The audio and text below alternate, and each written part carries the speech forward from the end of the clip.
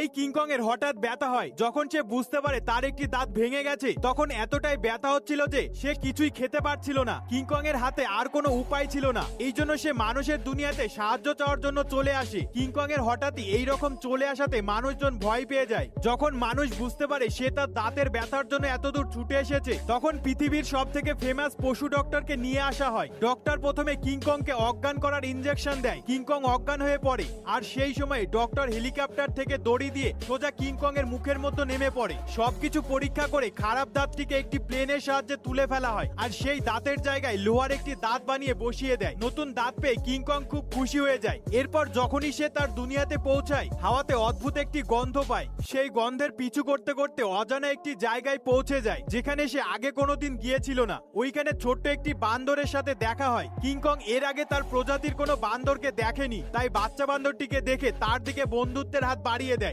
কিন্তু সে আশা করেছিল না ছোট্ট বান্দরটি তার হাতে কামড়ে পালিয়ে যাবে। কিংকং বান্দরের পিছু করতে করতে তাদের জালে ফেসে যায়। হঠাৎই তিনটে বান্দর কিংকং এর ওপর হামলা করে দেয়, কিন্তু কিংকং এর শক্তির জোরে সে সবাইকে হারিয়ে দেয়। এইবার ছোট্ট বান্দরটি ধরা পড়ে যায়, আর কিংকংকে তার এলাকায় নিয়ে যেতে বাধ্য হয়। পরের পার্ট দেখতে কমেন্ট করো।